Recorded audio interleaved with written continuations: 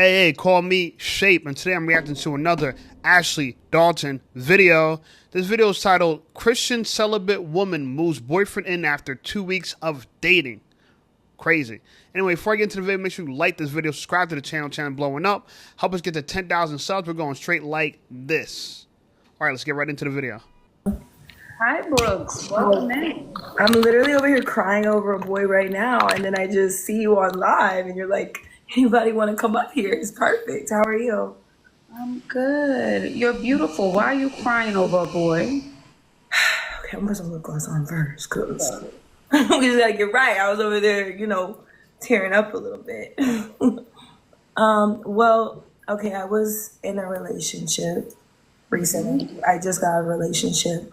It's been about like a week now. When I got with this guy, I really thought that, I don't know, within 3 days of us meeting, he invited me out of the country with him and his family. Yeah, he did. He invited me out of the country with his family, and it was a big group of them. They were going to Jamaica. I told him I didn't have a passport, because I did, but I had lost my passport. And the trip was literally less than 30 days away. And his family was like, it's okay. We'll get you. We'll get it for you. You'll be fine. And I literally got my passport 4 days before we left to go to Jamaica. And I went to Jamaica with him and his family. Is he Jamaican? No, he's black.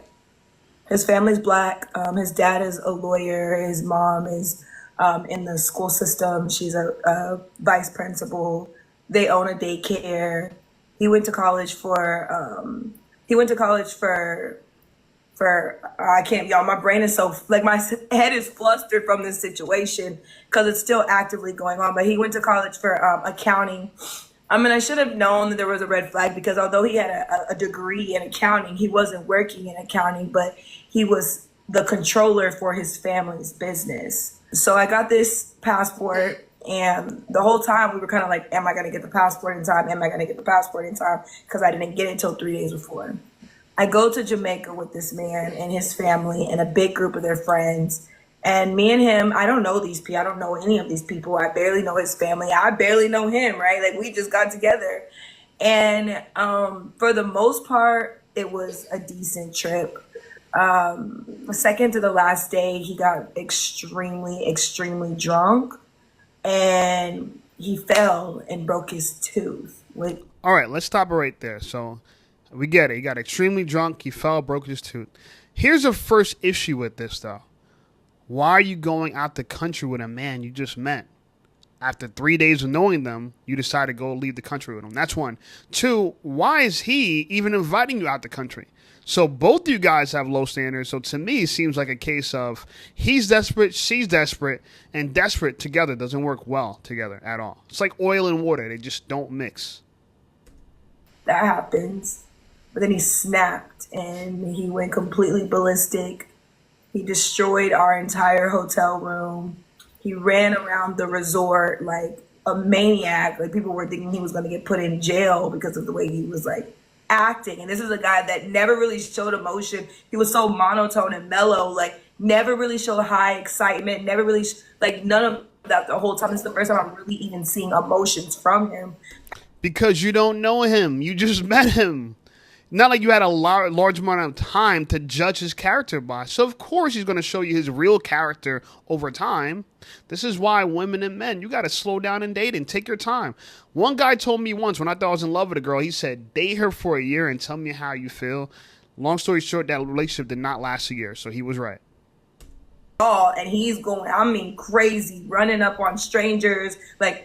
And I finally found his parents, and his parents were able to calm him down. And his mother was like, that I should break up with him. She told me to break up with him. She said he needs to come back home. Oh, and I skipped the part where he had started staying with me.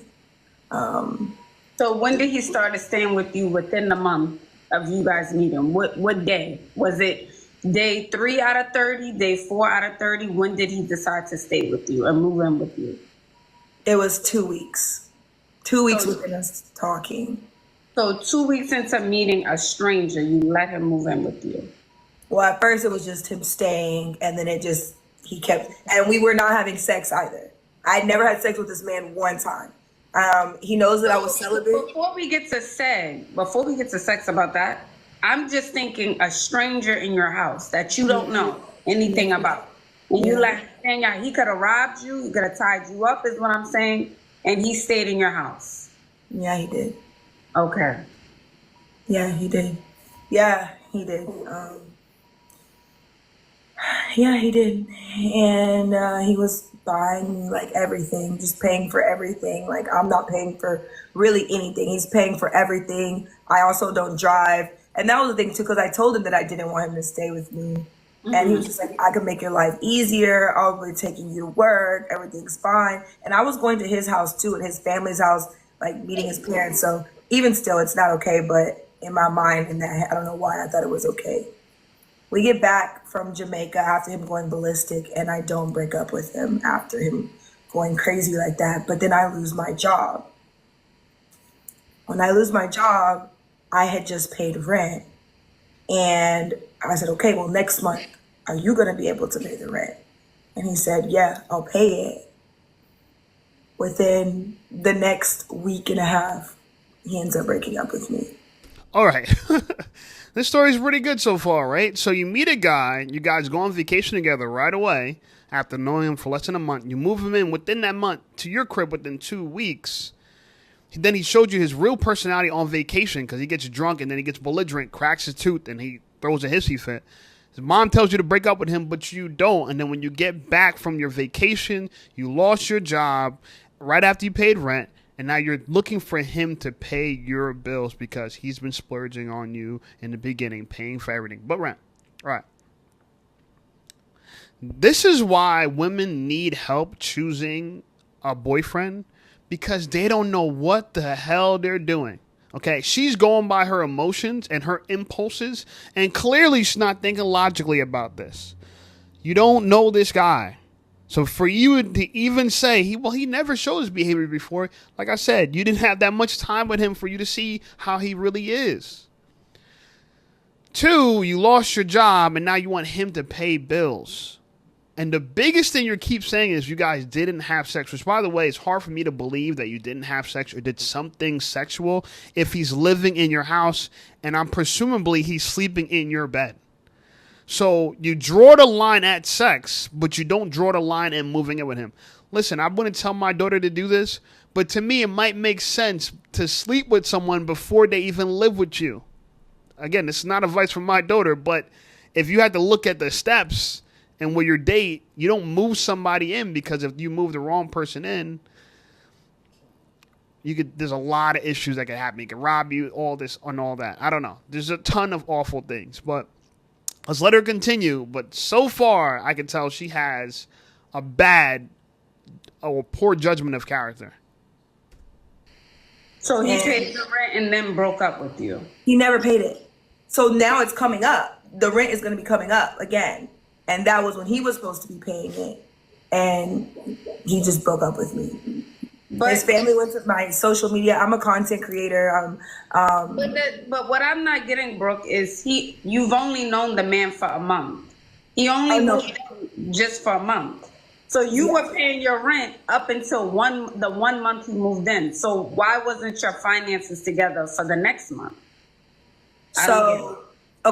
So the thing is, I had just lost. So I lost my job right before we went to Jamaica. Okay, and you didn't have any savings. I did have savings, and I still have some savings now. But I spent a big chunk of my savings. My sister's actually going to the Olympics, and I paid to go to France because he told me he was going to pay the rent. So I paid for my trip I paid for all my stuff for France. So I spent a bunch of money to go to France. I'm supposed to be leaving for France on the 5th. And yeah, so that's why. Yeah. Okay. And he went crazy in Jamaica. He went off. He ran around the whole resort. He cursed people out. You still allowed him to come back to stay with you and live with you. He was supposed to pay the rent when you guys got back. And then a week later, he decides to leave. Yeah. Okay, so where are we now? Because you said it's an ongoing situation. No, it's not an ongoing. I'm just upset about it. Okay. We're not still talking. Okay. And what makes you emotional? Because this is only a 1 month relationship. Yeah. Well, I mean, all together, yeah, it was actually, yeah, it was like a month and a half. I don't know. I don't know why. I guess that's why I'm really talking to you, because I didn't understand why I get so attached. Like, why am I so attached? Like, I feel like it was more so just like believing what was being given, and like him giving me, like, buying everything, like him like really taking care of me. And I think that like really stems like my own issues and things that I'm already in therapy for.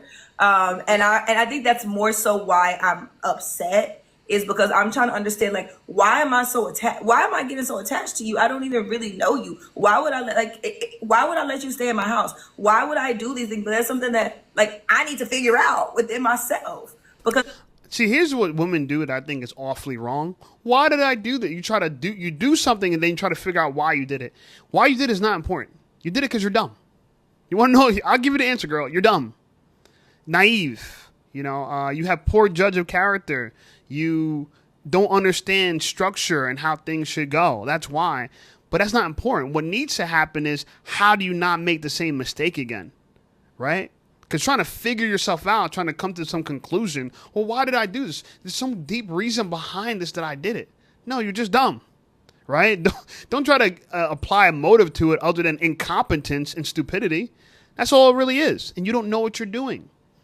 But her journey is trying to figure out why. And I think that's very important. It's very telling how women deal with their issues. They try to discover themselves. As if we're going to find any information useful to her to explain why she can move the stranger in and thought he was going to pay for your bills after only 1 month of knowing him. And you're celibate at that too. And you said you went to France and spend your savings because he said he's going to do something for you. You don't know this guy, yet you trust him wholeheartedly. I'm assuming he stayed at your place when you went to France. It's just one big mess. But let's see what Ashley's going to prescribe to her. Because to me, it's obvious that this girl needs severe help. Okay? And her dad needs to be in her life. She probably doesn't have her dad in her life, honestly. He's showing narcissistic behaviorisms, but I have to accept that in order for it to happen. And to say that he's the first person that I've seen that type of person before that I've dated in the past. So I'm seeing a different person, but it's the same person like that I've dated in the past. So I'm really just trying to understand more so me, like internally, what's going on, and why do I keep like being like liking these type of people? Yeah, and before we even get to love bombing, like, I think you should definitely be in therapy, like, because I'm stuck on a safety issue. Yeah. Someone being in your space, to me, that means you have no boundaries. Yeah. That's what that says to woman or man. You allow anything to go down. You don't, and it sounds like too, like we don't have a standard. So that's something I want you to work on, your standards and your boundaries for safety reasons. And you said you guys were never intimate at all. Y'all never had... Not once. Hard to believe. I promise. I have no reason to lie. I never had sex with him one time. And when the day that he broke up with me, he was like, well, there's no such thing as sexual compatibility. And we won't know if we're sexually compatible if we don't have sex before marriage. So, I mean... So you lived with him, went on a trip with him. Yeah. Came back from a trip. Yep. He's buying you all of the things. Bought me a promise ring, everything. To not have sex until we were married. Yeah. Oh, so it's a promise ring to not have. Okay. Yeah. All right. You seem okay. If I'm being honest, from the outside looking in, you don't seem disheveled or you don't seem upset about the situation. I think I'm not upset with him. I'm upset with myself. I agree with you when you say like the lack of boundaries. And that's the main thing that I'm in therapy for, is learning how to set boundaries and figuring out how I went from you can't even come into my house to you can. And I mean, like, of course, like, okay, you're letting me stay with you. You told me I couldn't stay with you. Now I'm staying with you. You probably eventually I was going to have sex with him. And he's like, oh, I done took her out the country.